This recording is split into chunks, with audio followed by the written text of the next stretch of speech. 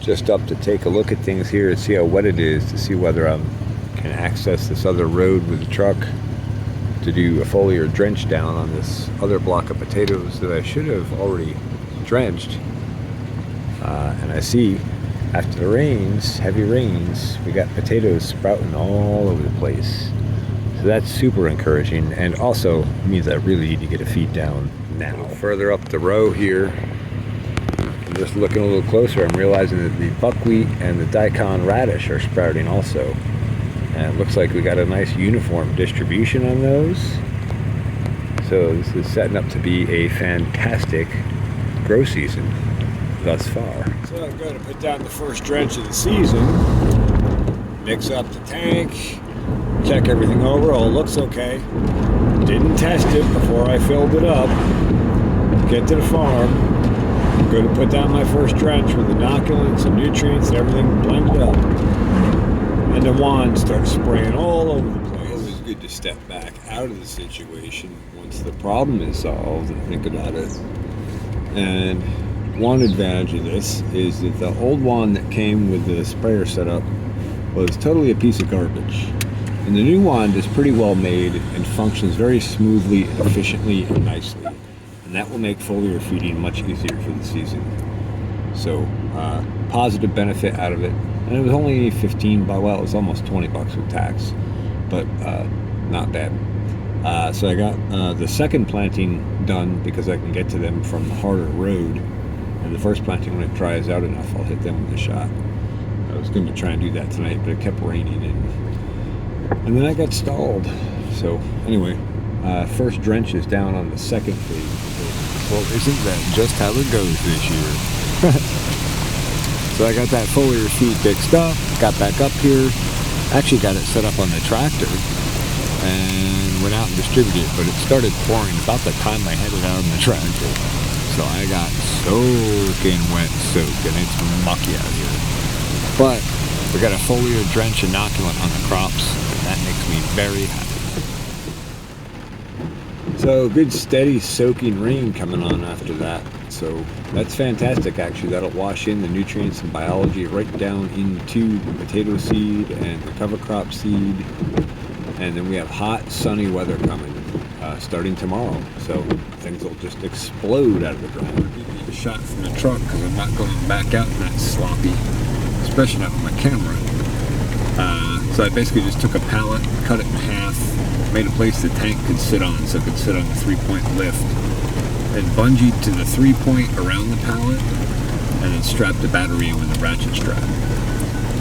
That'll work, and I want to build a nicer system for this for the future.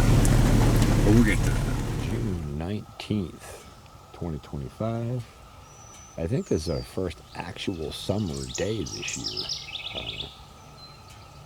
Yeah, so that's nice. It's been a long, cold, rainy, wet spring, but we got a hot, sunny spell coming up here the next 4 or 5 days at least. And I'm just back here at the farm. It's a little after 5. Looking at our cover crop, germinating so nicely, the buckwheat there. And our potatoes are popping up through right here. And I don't necessarily see any daikon radish seed up yet, but that may be a little bit slower germinating, I don't know. But good even dispersion of cover crops as we look down the rows here. That's fantastic. I'm very happy with how that broadcaster worked out despite the struggles with the kickstand. And so here we are on the other side. And yeah, see just the beginnings of germination of buckwheat. So they stopping partway up here to get a glimpse of how even the coverage of the cover crop is here. I apologize for the truck noise, just a quick stop here, but I just want to catch this shot where the sun is hitting everything so well.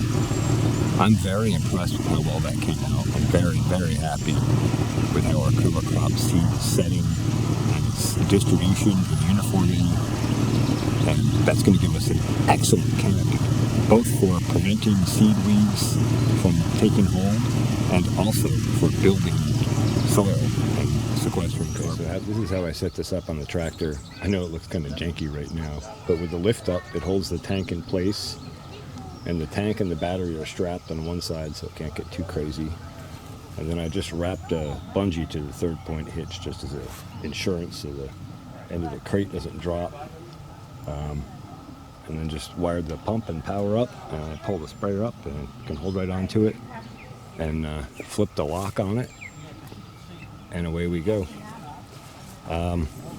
Plans are eventually to set this up with some kind of a boom I can drop on quick, and basically be able to go along multiple rows and control booms left and right and that kind of stuff, as well as height and such. But we'll get to that. It's going to take some design work and some playing around.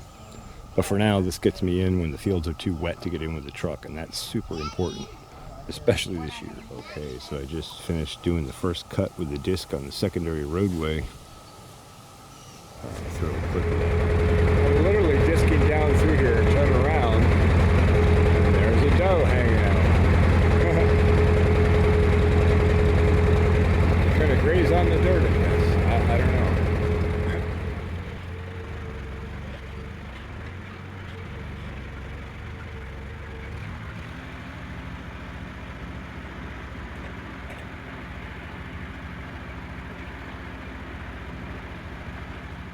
Oh yeah, I thought I'd get a shot of the cover crops in here because these are popping now. So that's very nice. We did buckwheat, sweet clover, red clover, white clover. I think that's it. Intermixed species for the whole block in here, and then disked it in to drill it in basically. And buckwheat is popping, and I see other seedlings popping here. I don't know if that's clover or what, but yeah, I'm excited to see it exploding already. It's only been a few days, but we had good rains to get it going, and the honeybees are thriving.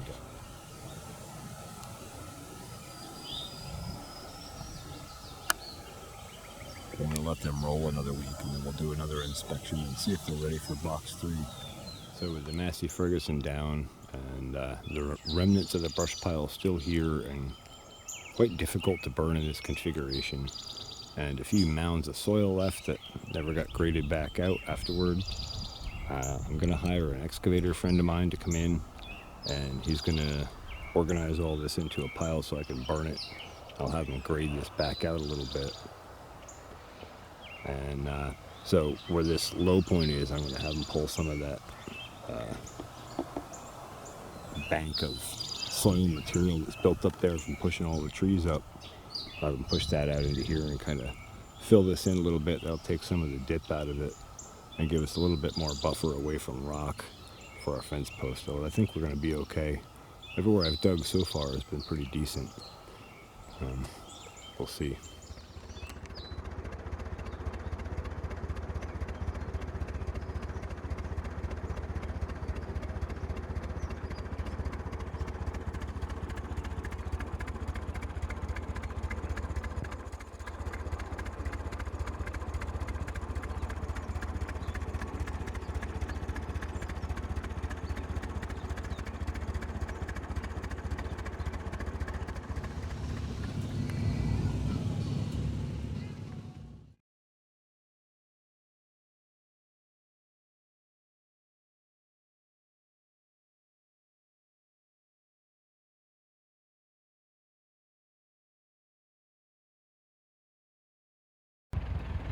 Friday, June 20th, summer solstice 2025. Yeah, they're cranking. All that traffic. And our cover crops are popping.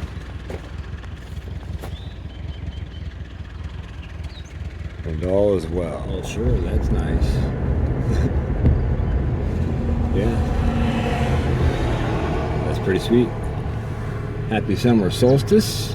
Summer is officially here, and with it, some summer weather. Hey, Michelle. What's up? Been out hunting? You get anything?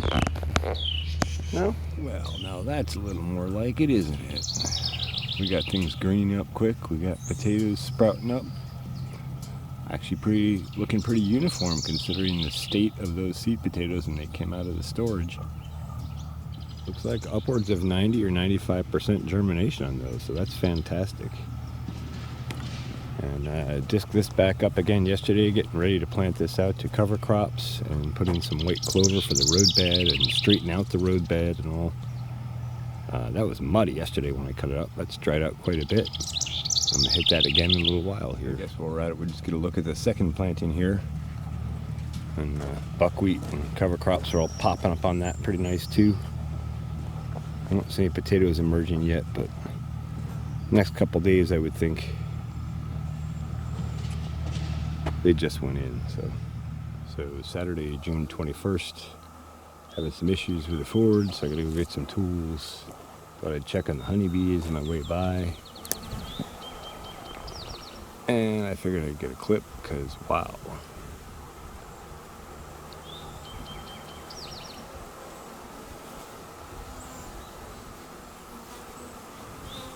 Now there's a rig. Look at that setup. That is nice. My little black kitty farm friend here is hanging out, doing some hunting. I'm back to do some more disking. I've seen him up close. He's a beautiful cat, beautiful tomcat. Sunday, June 22nd. Cleared out under that maple up there. All those branches and stuff was sticking out from the property line. Disked and cut it all under and prep for some cover cropping. Currently 87 degrees out. Let's go have a look at the honeybees on the way out. Here we are from the other angle. I can see our cover crops popping up and the buckwheat's popping. Oh yes, thriving, bustling.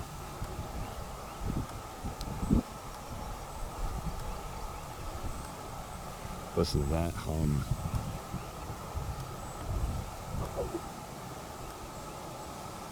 And check out the chain of bees hanging here on the hive on the left here.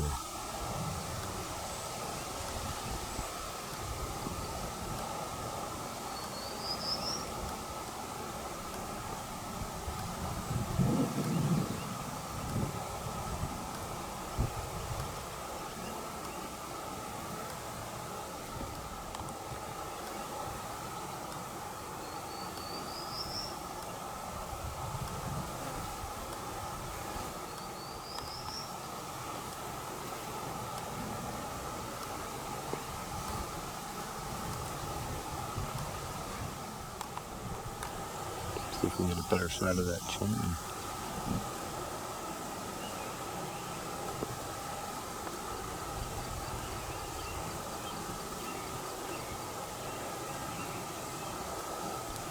It's pretty wild. I've never seen him do that out the front of a hive.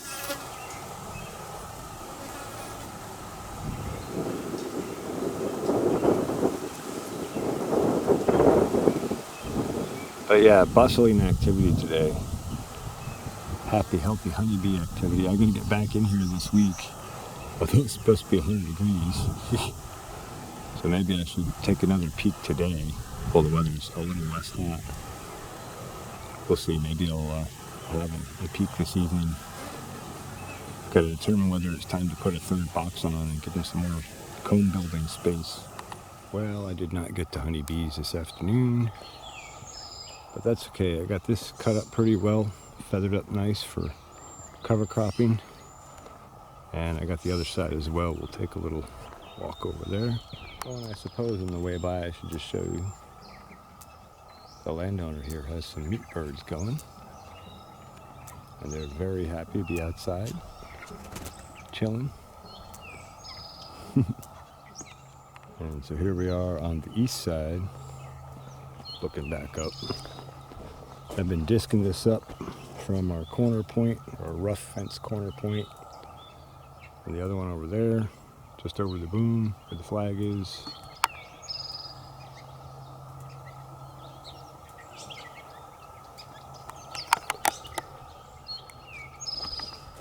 in prep for cover cropping this all up. Probably going to do mostly white clover for this year. I probably will also mix in some buckwheat and maybe some red clover too. Maybe some other stuff. But that'll give us a nice base cover crop. We got most of our stones out. We got a fairly even grade change between everything. It'll settle in with some rains and some cover crops on it. I got a little bit more discing I want to do, but I'm not going to get it done tonight. But most of it's pretty well set.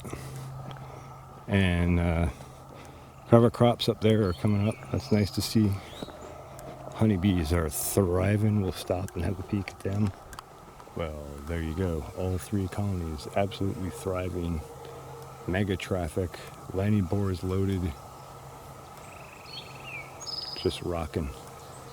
So that means I probably need to get another box on this week and stay out ahead of them. Let them keep drawing that comb out and putting honey in, theoretically. We've had nice rains this year, and now we're getting the heat and sun. Things should be open. I see flowers everywhere, and I expect good results. Here's the block north of the honeybee hive. I think I'm going to sprinkle a bunch of holy basil in this part of it. I've just been grading it so we can drive around this road rim sort of back up to the top and up through toward the other part of the property with a nice grade. Trying to get most of the dips and ruts that were in here out. There were quite a few, and they're not quite all the way out. You can see there's still spots we're missing with the cut. But that poor disc is so tired. I'm glad to be getting any cut out of it. Yeah, see these low spots in here in different places. Here especially. But when it's all said and done, this will basically be the farm road coming through from here,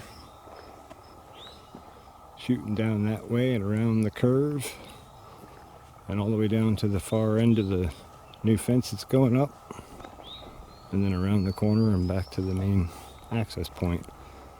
And this other road over here meets around on the other side of that fence as well. So it's a huge area. Don't even have it all figured out just yet, but I figure we'll get it graded out and cover cropped and get soil building, and then we'll work out exactly what to do with all the rest of it.